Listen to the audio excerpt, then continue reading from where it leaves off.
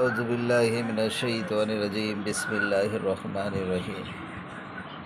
মানে এখন হচ্ছে যেটা আমি একটু আগে বললাম, যেটা হচ্ছে প্রবাসী হচ্ছে রেশনিং ব্যাংক অ্যাকাউন্ট, প্রবাসী হচ্ছে রেশনিং ইনভেস্টমেন্ট ব্যাংক অ্যাকাউন্ট। তো এখানকার ব্যাখ্যাটা তো আমি দিলাম আর কি। তো এখানে আমি মূল কথা বলছি যে রেশনিং অ্যাকাউন্টটা হচ্ছে মানে প্রবাসী রেশনিং ব্যাংক অ্যাকাউন্টে যে টাকাটা পাঠাবে আর কি, সেটা হচ্ছে তাদের পরিবারের হচ্ছে নিয়মিত খরচটা, তারা যে টাকাটা সেই ব্যাংক থেকে উঠবে সেটা হচ্ছে রেশনিং ব্যাংক অ্যাকাউন্টের মধ্যে যে শর্তগুলো থাকবে, যে পরিবারের কোন কোন সদস্য কোন রেশি অনুযায়ী টাকা পাবে। তো তারা সবার, যার এখানে যদি রেশনিং অ্যাকাউন্টে যদি একাধিক ব্যক্তির নাম থাকে, তার পিতামাতা, ভাই বোন, তারপরে স্ত্রী, ছেলে মেয়েদের যদি থাকে, তো তাদের একটা রেশিও থাকবে।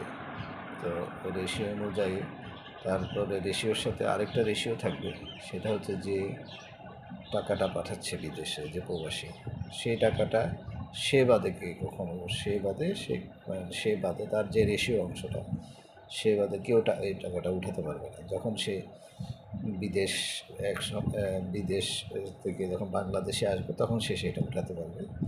অথবা সে ধরেন একবার বিদেশে গেল না, তখন তার হচ্ছে বাংলাদেশে থাকাকালীন সময় তার যে নিজের খরচ, নিজের একটা খরচ, সেটা যাতে সে মেনটেন করতে পারে, কারোর কাছে যাতে হাত না পাততে হয়, সেই জন্য ওই যে প্রবাসী রেশনিং ব্যাংক অ্যাকাউন্ট, ওটার মধ্যে এই শর্তের মধ্যে এটা থাকবে আর কি।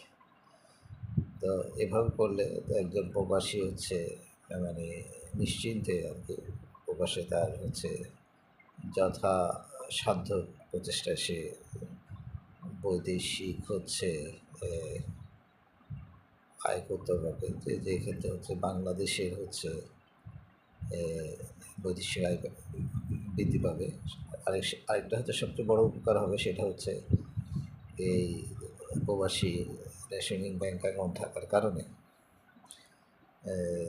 তখন হুন্ডির মাধ্যমে মানুষ টাকা আর পাঠাবে না আর কি। তখন হচ্ছে হুন্ডি বিমুখ হয়ে যাবে মানুষ। তো এটা সরকারকে চিন্তা করা দরকার।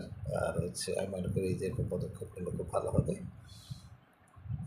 আর একটা হচ্ছে রেশনিং হচ্ছে ব্যাংক ইনভেস্টমেন্ট, হচ্ছে প্রবাসী রেশনিং ইনভেস্টমেন্ট ব্যাংক অ্যাকাউন্ট, সেখানেও একটা শর্ত করে দেওয়া ভালো।